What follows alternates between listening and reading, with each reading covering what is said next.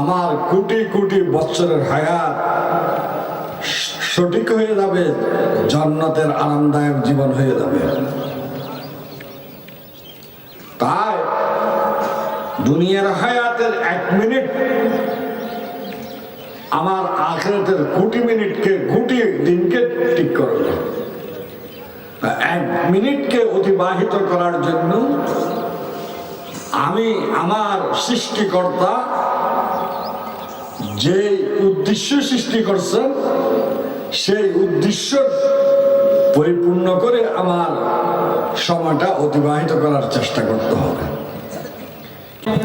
গুরুত্বপূর্ণ নসিহত পেশ করবেন হযরতুল আল্লাম মুফতি জসিমউদ্দিন সাহেব বরকাতুল আলিয়া, প্রধান মুফতি এবং ভাইস প্রিন্সিপাল আল জামিয়াতুল আহলিয়া মুঈনুল ইসলাম হাটহাজারী, চট্টগ্রাম। আমি হযরতকে গুরুত্বপূর্ণ নসিহত পেশ করার জন্য সবিনয় অনুরোধ করছি। আলহামদুলিল্লাহ আলহামদুলিল্লাহ নাহমাদুহু ওয়া নাস্তাঈনুহু ওয়া নাস্তাগফিরুহু ওয়া নাউযু বিল্লাহি মিন শুরুরি আনফুসিনা ওয়া মিন সাইয়্যাতি আ'মালিনা। من يهده الله فلا مضل له ومن يضلله فلا هادي له ونشهد أن لا إله إلا الله ونشهد أن سيدنا وسندنا محمدا عبده ورسوله أرسله بالحق بشيرا ونذيرا وداعيا إلى الله بإذنه وسراجا منيرا. اللهم صل على محمد النبي الأمي وآله وأصحابه وبارك وسلم. أما بعد فأعوذ بالله من الشيطان الرجيم. بسم الله الرحمن الرحيم. سبحان الذي يسرى بعبده ليلا من المسجد الحرام إلى المسجد الأقصى الذي باركنا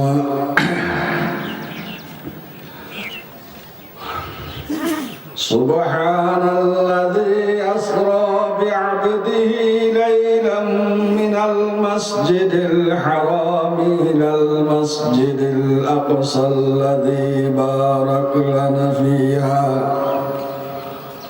إنه لنريه من آياتنا إنه هو السميع البصير.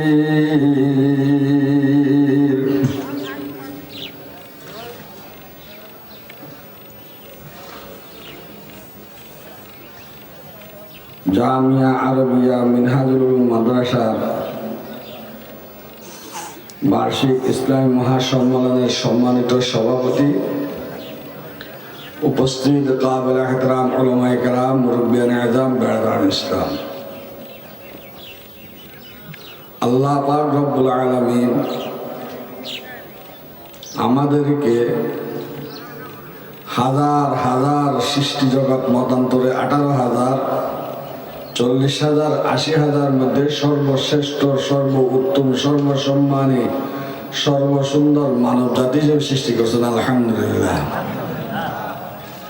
মানুষ না বানায় যদি গরু, ছাগল, কীট পতঙ্গ অন্য কিছু বানাইতো তাও আমাদের আপত্তি করার কোনো সুযোগ ছিল না। আবার সমস্ত পৃথিবীর সব কিছু মানুষের কল্যাণের জন্য সৃষ্টি করছে। আর মানুষকে সৃষ্টি করছেন দুনিয়ার জীবনের মধ্যে আল্লাহ এবং রসুলের আনুগত্য করিয়া আখিরাতের কামিয়াবি আর সফলতা অর্জন করার জন্য।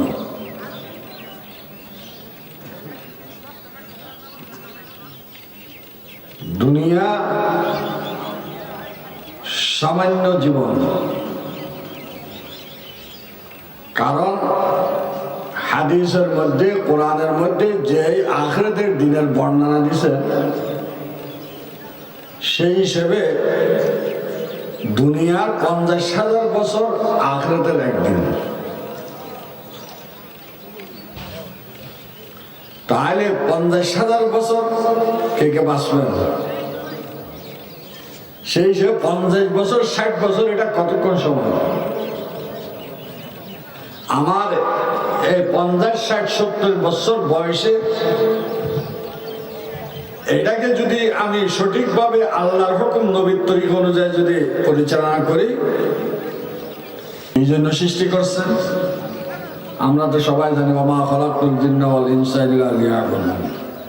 আমি ওই দিক দিয়ে বলবো না, আমি বলবো আল্লাহ বলতেছেন আল্লাযী খালাকাল মাউতা ওয়াল হায়াতা লিয়াবলুয়াকুম আইয়ুকুম আহসানু আমালা ওয়া হুয়াল আজিজুল গফুর। যে আল্লাহ আমাদেরকে হায়াত আর মৃত্যু দিয়ে সৃষ্টি করছেন, সবচেয়ে কে সুন্দর আমল করে দেখে এটা আল্লাহ যাচাই বাছাই করার জন্য। আমল সুন্দর হওয়া আর আমল বেশি হওয়া। টুকুর টুকুর সজদা করলাম, অনেক সজদা দিয়ে দিলাম, আর এই সজদাটি কবুল হওয়ার জন্য সুন্দরভাবে করলাম, হালাল ভক্ষণ করলাম। হারাম ভক্ষণকারীর ইবাদত আল্লাহর কাছে কবুল হয় না। এইভাবে পবিত্রতা পরিপূর্ণ করে অর্জন করলাম, পবিত্রতা ছাড়া নামাজ হবে না। কোরআন সহি শুদ্ধ শিখলাম, অশুদ্ধ কোরআন পড়ার কারণে নামাজ সহি হয় না। এইভাবে প্রত্যেকটি জিনিসকে যেভাবে আল্লাহ এবং রসুল বলছেন সেইভাবে করিয়া যদি আমি ইবাদতটা করি, তাহলে এটা সুন্দর ইবাদত হইল। এই সুন্দর ইবাদত আল্লাহর কাছে কবুল হবে। আমার পূর্বে যে হুজুর বয়ান করলেন না, এক একটি মশলা, এক একটি মশলা জানা, আমল করতে পারুক বা না পারুক, একটি মশলা জানা 100 থেকে 1000 রাকাত নফল নামাজের সওয়াব। তাহলে 1000 রাকাত নফল নামাজ পড়লাম, ইবাদত অনেক করলাম, কিন্তু এই মশলা জানিয়া করলাম, এটা সুন্দর ইবাদত করলাম। আল্লাযী খালাকাল মাউতা ওয়াল হায়াতা লিয়াবলুয়াকুম আইয়ুকুম আহসানু আমালা ওয়া হুয়াল আজিজুল গফুর। দেখেন হুজুরে যা বয়ান করছেন তার মধ্যে আমি দুই একটি আরেকটু কথা একটু সংযোগ করি। সব আমরা মুসলমান, সব আল্লাহওয়ালা,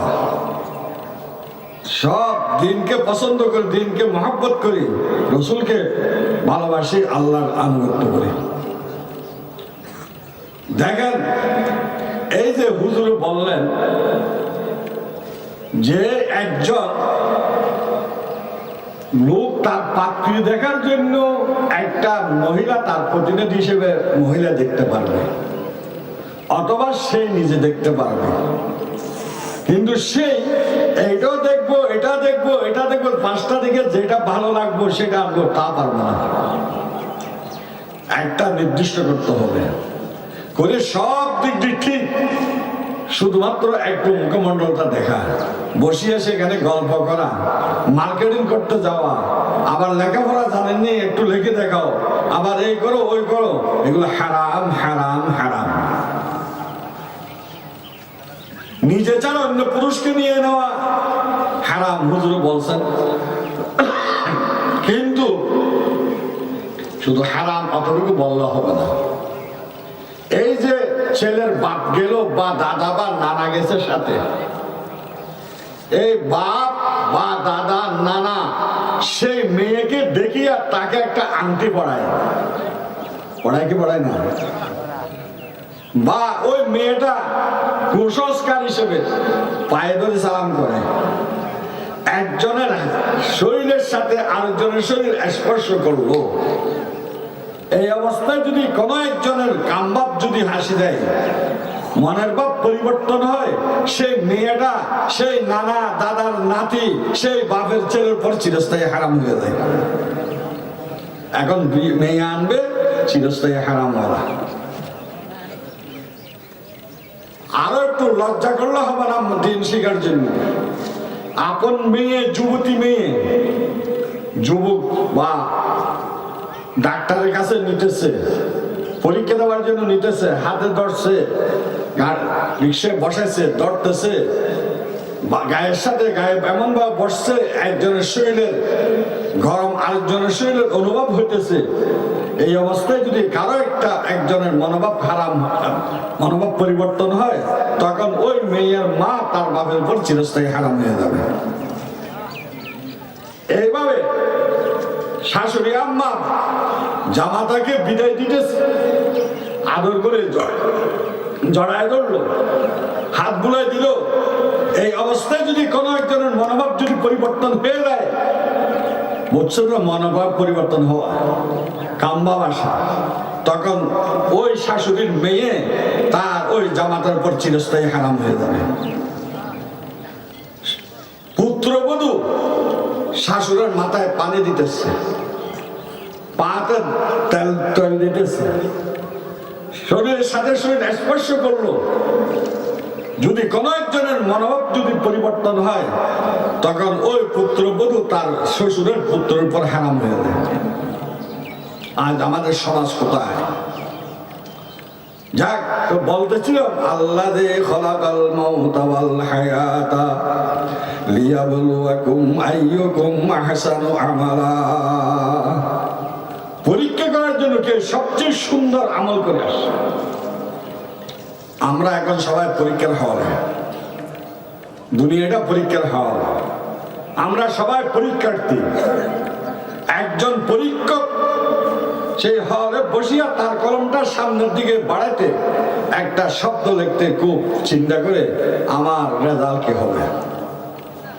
তদ্রূপ আমাদের চিন্তা করতে হবে, আমার কলম হইল এখানে আমার দুটি চোখ কলম, আমার দুটি কান কলম, আমার দুটি হাত কলম, দুটি পা কলম। আমি যখন নাকি আমার হাতটি বাড়াইতেছি কারো দিকে, আমার এই বাড়ানোটা আমার রেজাল্ট ভালো হবে কিনা, কারো কথা শুনতেছি, মোবাইলে গান শুনতেছি, আমার শোনাটা এখন আমার রেজাল্ট ভালো হবে কিনা, কোনো দিকে তাকাইতেছি, তাকানো আমার রেজাল্ট ভালো হবে কিনা, পা বাড়াচ্ছি তখন আমার পা, এটা আমার রেজাল্ট ভালো করবে কিনা, এটা খুব চিন্তা করিয়া করিয়া আমার কলমগুলো বাড়াইতে হবে। বুঝেন না? বুঝেন? পরীক্ষার হল, পরীক্ষার্থী নিজের শরীরের প্রত্যেকটি অঙ্গ কলম, সেটাকে সামনের দিকে বাড়াতে চিন্তা করতে হবে। কারণ এই সমস্ত অঙ্গ প্রত্যঙ্গ আমার না, আজকে আমার সাথে আছে। আমানত চন্দ্র রোজা নজরে মাস দর হাকিকত মালিকে হর শাই মুদাস। আসল মালিক কে? আল্লাহ। ছোট বাচ্চা দুজন, অবুঝ, বুঝদার না, অবুঝ, এরা একজনকে একজন মারতে চায়, সাহস করে না। একজনের গার্জিয়ান যখন আসে, সে মারিয়া যায় গার্জিয়ানকে জড়ায় ধরে, কান্না করে। দেখেননি? শক্তি আসে গেছে তার। এই অঙ্গ প্রত্যঙ্গ আমার বিরুদ্ধে বলার আজকে সুযোগ নাই। যখন তার মালিকের কাছে যাবে, তখন আমার পক্ষে আর বলবে না। কারণ আল্লাহ পাক রব্বুল আলামিন কোরআন মাজিদে বলেন, ওয়া কুল্লু ইনসানিন আলজামনাহু তায়রাহু ফি উনুকিহি ওয়া নুখরিজু লাহু ইয়াওমাল কিয়ামাতি কিতাবান ইয়ালকাহু মানশুরা। আমার ফেরেশতা যা লিপিবদ্ধ করতেছেন, মা ইয়ালফাযু মিন কাওলিন ইল্লা লাদাইহি রাকীবুন আতীদ কিরামান কাতিবিনা ইয়ালামুনা মা তাফআলুন। সমস্ত নথিপত্র মৃত্যুর পর তার গলায় আমি লটকাই দিই, কিন্তু মানুষ দেখে না। যখন কিয়ামতের দিন তাকে উঠানো হবে, তার সামনে প্রসারিত করে দেওয়া হবে, দিয়া বলবে ইকরা কিতাবাকা কাফা বিনাফসিকাল ইয়াউমা আলাইকা হাসিবা। বান্দা, আজকে তোমার আমলনামা তুমি পড়ো, তোমার আমল হিসাব কিতাব তুমি করো, তোমার হিসাব তোমার জন্য যথেষ্ট। সেই সব কিছু দেখে বলবে মালি হাদাল কিতাব লা ইউগাদিরু সগীরাতান ওয়ালা কাবীরাতান ইল্লা আহসাহা। এই নথিপত্র আমার জন্য কোথায় থেকে আসলো? কখন একাকী করছিলাম, কখন সমষ্টিগতভাবে করছিলাম, কখন দিন দুপুরে করছিলাম, কখন রাত অন্ধকারে করছিলাম, সব তো এখানে উপস্থিত। তখন কিছু কাফের সম্প্রদায় এরা বলবে এগুলো আমার না, আমি এগুলো মানি না। আমার ফেরেশতারা লিখছে না, লিখছে না আপনার ফেরেশতারা আমার থেকে কষ্ট করে নিয়েছে নি, আমাকে বলছে নি। আচ্ছা তুমি কেমনে মানবো বলো? আমার অঙ্গ প্রত্যঙ্গ বললে তখন মানবো। মনে করছো অঙ্গ প্রত্যঙ্গ তা? তখন আল্লাহ বলবেন আল-ইয়াওমা নাখতিমু আলা আফওয়াহিহিম ওয়া তুকাল্লিমুনা আইদিহিম ওয়া তাশহাদু আরজুলুহুম বিমা কানু ইয়াকসিবুন।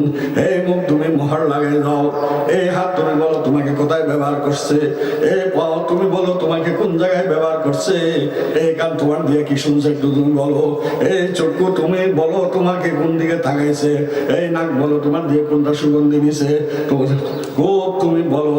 তখন প্রত্যেক বলি দিবে দস্তে গুয়াদ মঞ্চনি দুজদিদাম লব্বে গুয়াদ মঞ্চনি বুসিদাম শসমে গুয়াদ দিদাম সুয়ে হারাম গোশে গুয়াদ সিদাম সমরুল কালাম। হাতে বলবো মুখ জিনিস চুরি করছিল আমাকে ব্যবহার করিয়া, কানে বলবে গান বাদ্য বাজনা শুনছিল, চোখে বলবে যেদিকে আপনি দেখ তাকাইতে নিষেধ করছিলেন অপর মহিলার দিকে তাকাইছিল। এক একটা সবাই বলতে থাকবে, তখন সে বলবে মালি হাদাল কিতাব লা ইউগাদিরু সগীরাতান ওয়ালা কাবীরাতান ইল্লা আহসাহা। এই জন্য ভাই আমাদের প্রত্যেকটি কাজ কদম বাড়াতে চিন্তা করতে হবে। আমার অল্প হায়াত, অনেকের এখানে 80, 30, 40, 50, 60, 70 বছর হয়ে গেছে, জানি না 8-10 বছর বাঁচলে অর্ধেক চলে যাবে ঘুমে, তার মধ্যে আর অর্ধেক, তার অর্ধেকের মধ্যে আবার সেটা মিলে খানা ফিরাতে চলে যাবে। আর অল্প সময় এগুলোকে আমরা যদি সঠিকভাবে পরিচালনা না করে, তাহলে আল্লাহর কাছে জবাব দেওয়ার সুযোগ থাকবে। এই জন্য প্রত্যেকটি কাজের মধ্যে হালাল ভক্ষণ করতে হবে। আজকে আমরা মুসলমান নাম, আমাদের কি নাম? মুসলমান নাম যে আমরা দেখে আল্লাহ মুসলমান বানাইছেন, খুশি কে কে হাত তুলে দেখান চাই? মাশাআল্লাহ, আল্লাহ কবুল করুক, সবাই খুশি আমরা। আচ্ছা বলেন যে মুসলমান নামটা কেন রাখলো? মুসলমানি হরুফে শাসবিনি আওয়াল মিম আস্তে মৌতে খুদ বেদানি দুম সিনাস সজদে করদান আফিফাস সুম লামো গজা গুরদান হালালাস চাহারম্মি মেদি গরদর নওয়াশুদ মোহাব্বত বা খুদা ও মস্তবাশুদ কে পঞ্জুম আল খুদ খুদা হাকিমাস শশম নুন নবী করদান জহুরমাস। প্রথম নম্বর মিম দিয়া মুসলমান। হে আমার বান্দা বান্দি, তুমি যদি সত্যকার মুসলমান হয়ে আসতে চাও, মৃত্যুকে স্মরণ করো। একদিন অবশ্যই তোমার মৃত্যু হবে। যে ব্যক্তি দৈনন্দিন 25 বার মৃত্যুকে স্মরণ করবে, আল্লাহ তাকে শাহাদাতের মর্তবা দান করবে। মৃত্যুকে স্মরণ করো ভাই। কালকে মারা যাবে, কেউ যদি একদম জানে ফাঁসি হবে, সে তার অবস্থাটা কি হবে, কেমন হয়ে যাবে সে? তদ্রূপ আমি আপনি জানি না কখন মৃত্যু হয়ে যায়। আমার বাপ দাদা চেয়ারম্যান, মেম্বার, মধ্যে যেমন এই রাস্তা দিয়ে গেছে, মৃত্যু হয়ে গেছে, আমারও মৃত্যু হবে। এই কথা যদি স্মরণ করে চলে, তাহলে আমি কখনো আল্লাহ এবং রসুলের হুকুমের বাইরে যেতে পারি না। দ্বিতীয় নম্বর সিন দিয়া বলে, আল্লাহর দরবারে সজদে করো, নামাজ পড়ো, তোমার গুনাহ মাফ করে দিবে। অন্য কারো দরবারে সজদে করিও না, কারো দরবারে কোফাল ফেলাইও না, একমাত্র আল্লাহর সামনে সজদে করো। আল্লাহর নবীকে সাহাবায়ে কেরাম বলছিলেন, ইয়া রাসূলুল্লাহ সাল্লাল্লাহু আলাইহি ওয়াসাল্লাম, আপনাকে আমরা সজদে করি। বলে, যদি আল্লাহ ছাড়া কাউকে সজদে করা যায় যেত, আমি মহিলাদেরকে বলতাম তাদের স্বামীদেরকে সজদে করার জন্য। তৃতীয় নম্বর নাম দিয়া বলেন, তৃতীয় নম্বর নাম দেয়া বলেন, হালাল ভক্ষণ করো, হারাম থেকে বাঁচো, হারাম থেকে বাঁচো। ও ভাই দেখেন, আল্লাহ নবী একদিন সাহাবায়ে কেরামদেরকে জিজ্ঞেস করলেন, হে আমার সাহাবায়ে কেরাম, সবচেয়ে বড় মিসকিন কে? বলে, যার কাছে টাকা নেই, পয়সা নেই। বলে, না না, যে পাহাড় পরিমাণ সওয়াব নিয়ে কিয়ামতের দিন আল্লাহর দরবারে উপস্থিত হবে। তখন একজন আসি বলবে, আয় আল্লাহ, আমার ব্যান গাড়িতে চড়িয়া আমাকে 5টা টাকা দেয় নাই। একজন বলবে, আমার সদাই করিয়া 5টা টাকা দেয় না। একজন বলবে, আমি বোন ছিলাম, আমার বোনের হক দেয় নাই, আমি পুবির হক দেয় নাই। তখন 3 পয়সার পরিমাণ হকের জন্য 700 কবুল হয়ে পরিমাণ নামাজের পরিমাণ সওয়াব দিয়ে দিয়ে এখনো ওই হক পানওয়ালা থাকবে। তখন হক পানওয়ালার গুনাহ তার খানের উপর দিয়া তাকে জাহান্নামে নিক্ষেপ করবে। আল্লাহ নবী বলেন, সবচেয়ে বড় মিসকিন হইল সে। চাহার আম্মি মে দিগর দর নওয়াজুদ মোহাম্মদ বা খুদা ও মুস্তাফাশু। চতুর্থ নম্বর মিন দিয়া বলেন, আল্লাহ এবং রসুলের সাথে মহব্বত স্থাপন করো। যে ব্যক্তি যাকে মহব্বত করে তার মতো কাপড় পরিধান করতে চায়, তার মতো খানা খেতে চায়। আমি যদি আল্লাহ নবীকে মহব্বত করি, আমার প্রত্যেকটি কাজের মধ্যে আল্লাহ নবীর সুন্নতকে পরিপূর্ণ করতে হবে। আমার বিয়ে শাদীর মধ্যে নবীর সুন্নত লাগবে, আমার ব্যবসা বাণিজ্যের মধ্যে নবীর সুন্নত লাগবে, আমার জাগ্রত এবং ঘুমের মধ্যে নবীর সুন্নত লাগবে, আমার খাওয়া দাওয়ার মধ্যে নবীর সুন্নত লাগবে। প্রত্যেকটি কাজের মধ্যে নবীর সুন্নত আসতে হবে এবং আমার বেদাত থেকে বাঁচতে হবে, আমার এবং শিরিক থেকে বাঁচতে হবে। ঈমান লাগবে। ফামান কানা ইয়ারজু লিকা রাব্বিহি ফালইআমাল আমালান সালিহা ওয়া লা ইউশরিক বিইবাদাতি রাব্বিহি আহাদা। শিরিক মুক্ত ঈমান, সুন্নত যুক্ত ইবাদত, বেদাত মুক্ত ইবাদত। তার সাথে সাথে 5ম নম্বর আলিফ দিয়ে আল্লাহ ওয়াহদাহু লা শারীকা লাহু, আল্লাহর সাথে কেউ শরীক হইতে পারে না। আল্লাহর কোনো সন্তান সন্ততি নাই, আল্লাহর কোনো ছেলে মেয়ে নাই, আল্লাহর বাপও নাই, মাও নাই। ইহুদিরা উযাইর আলাইহিস সালামকে আল্লাহর ছেলে বলছে, এই জন্য এরা কাফের। নসারারা ঈসা আলাইহিস সালামকে আল্লাহর সন্তান বলছে, এই জন্য কাফের। আরো কারণ আছে। মুশরিকরা বুদ্ধদেরকে আল্লাহর সমতুল্য বলছে, এই জন্য এরা কাফের। এই জন্য এগুলোর থেকে বাঁচতে হবে। মুনাফিকরা অন্তরের মধ্যে একটা, বাইরে একটা, রাসূলের পরিপূর্ণ অনুসরণ করায়, সেজন্য এরা ইসলাম থেকে বাইরে। ষষ্ঠ নম্বর নুন দিয়া বলে, আল্লাহ যা কিছু থেকে নিষেধ করছে এগুলো থেকে বাঁচ থাকতে হবে। সুদ খাওয়া, ঘুষ খাওয়া, শিরিক করা, বেদাত করা, শরাব খাওয়া, মৃত গোস্ত ভক্ষণ করা, কারোর উপর জুলুম করা, মা বাবার সাথে নাফরমানি করা, এইভাবে কাউকে কষ্ট দেওয়া, পরিবার পরিজনকে কষ্ট দেওয়া, কারোর উপর জুলুম করা, কারো হক নষ্ট করা, ইত্যাদি ইত্যাদি আল্লাহ নিষেধাজ্ঞা সবগুলো থেকে বাঁচবে। এটা মুসলমান লিখতে যে দন্তের ন আছে, সেটা দিয়ে আল্লাহ ইঙ্গিত দিচ্ছে। সেই জন্য এগুলো আমাদের। যাক, আমি যে একটা আয়াত পড়ছি, কয়েক মিনিট এটা সম্বন্ধে আমি কথা বলি। এই মাসটি রজব মাস। কি মাস? রজব মাস। এই রজব মাসের মধ্যে আমাদের নবীর মেরাজ হয়েছে। এই মেরাজ হয়েছে, এটা কোরআন হাদিস দিয়ে প্রমাণ। এটা আমরা অস্বীকার করার কোনো সুযোগ কেউ মুসলমানের হতে পারে না। হ্যাঁ, মেরাজকে বিশ্বাস করা, এটাই হইল ঈমান। কিন্তু মেরাজের ব্যাপারে করণীয় কিছু নেই। মেরাজ হয়েছে সেই রাত্রে সজ্জিত করব রাস্তা ঘাট, মসজিদ, মেহরাজের নামে এত রকম নামাজ, মেহরাজের নামে দোয়া ইত্যাদি, এগুলো রসুল থেকে সাহাবায়ে কেরাম থেকে প্রমাণ নাই। বাকি মেহরাজ হইছে এটা বিশ্বাস করে। এই রজব মাসের মধ্যে একটি দোয়া পড়া সুন্নাত। সবাই বলেন আল্লাহুম্মা বারিক লানা ফি রজব ওয়া শাবান ওয়া বাল্লিগনা রমাদান। আমাদেরকে রজব আর শাবান মাসে বরকত দান করেন, রমজান মাসের মধ্যে আমাদেরকে এই বিনিয়ত হায়াত দান করেন। তাহলে রমজানের আগের থেকে রমজানের ইবাদত করার জন্য প্রস্তুতি নেওয়া, আল্লাহ থেকে তৌফিক চাওয়া, এটা সুন্নাত। এখন তো আমরা রমজান মাসে যারা ব্যবসা বাণিজ্য করি না, এরাও বলে যে কিছু একটা ব্যবসা করি, কামাই করিনি। ইবাদত করা, হ্যাঁ হালাল উপার্জন যার যেটা করা আছে করেন, কিন্তু এবার 5 ওয়াক্ত নামাজ, রমজান শরীফের রোজা, তারাবি, তাহাজ্জুদ, পাইলে ইশরাক, শাস, আওয়াবিন। ইশরাক, শাস, আওয়াবিন বুঝেন তো? সূর্য উদয় হওয়ার 15-20 মিনিট পরে, কমপক্ষে 15-20 মিনিট পরে 2 রাকাত নামাজ পড়া ইশরাকের নামাজ 1000 আমরা সওয়াব। আর 2 রাকাত সাথে পড়লে আল্লাহ নবী বলেন সারা দিনের জন্য আল্লাহ যথেষ্ট। 9টা-10টার দিকে 4 রাকাত 4 নামাজ পড়লে সওয়াবের সাথে সাথে দিকে প্রশস্ত হয়ে যায়। সূর্য ডলিলে 4 রাকাত সালাতুল জওয়াল পড়লে তখন রহমতের দরজা খুলে আসমানে যে নামাজরত অবস্থায় থাকবে তার উপর রহমত বেশি অবতীর্ণ হবে। মাগরিবের পর 6 রাকাত আওয়াবিন পড়বে, হ্যাঁ ওয়াকানা লিল আওয়াবিনা গফুরা, এক অর্থ আওয়াবিন পড়নেওয়ালাকে আল্লাহ মাফ করে দেয়। এশারের পর যে 4 রাকাত নফল পড়বে তাআদিলু কালাইলাতুল কদর, লাইলাতুল কদর পরিমাণ সব আল্লাহ দান করবে। ভোর রাত্রে তাহাজ্জুদ পড়লে সরাসরি আল্লাহর সাথে কথা হয়ে যাবে। কারণ আল্লাহ বান্দাকে বোরাতে ডাকে, আমার বান্দা কে আছো, আমার থেকে রিজিক চাইতে রিজিক দিতে, সুস্থ যায় সুস্থ যেমন এভাবে।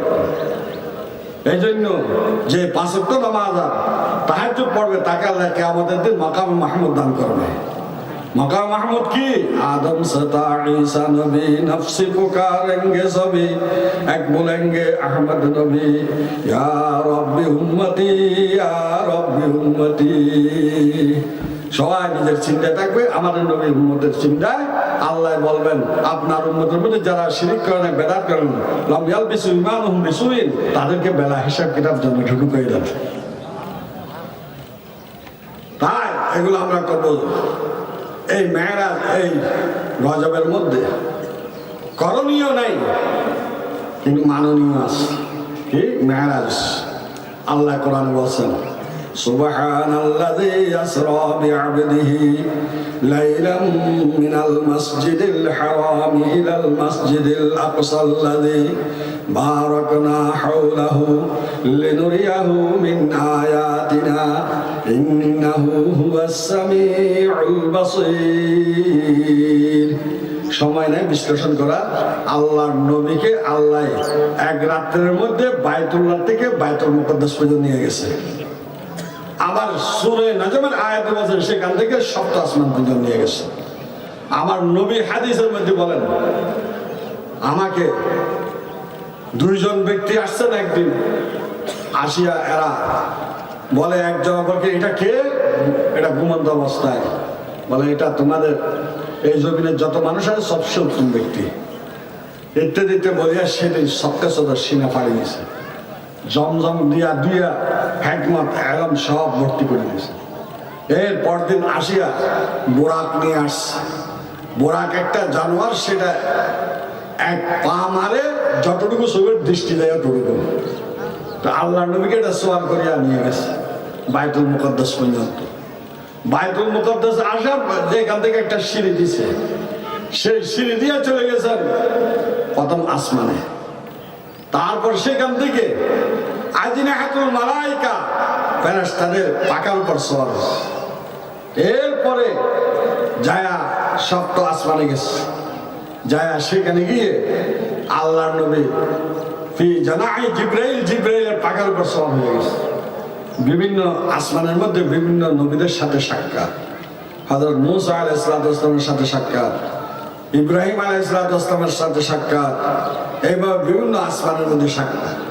এখন আল্লাহ স্পেশাল নিয়ে জিবরিল আলাইহিস সালাম সিদরাতুল মুনতাহা পর্যন্ত গিয়ে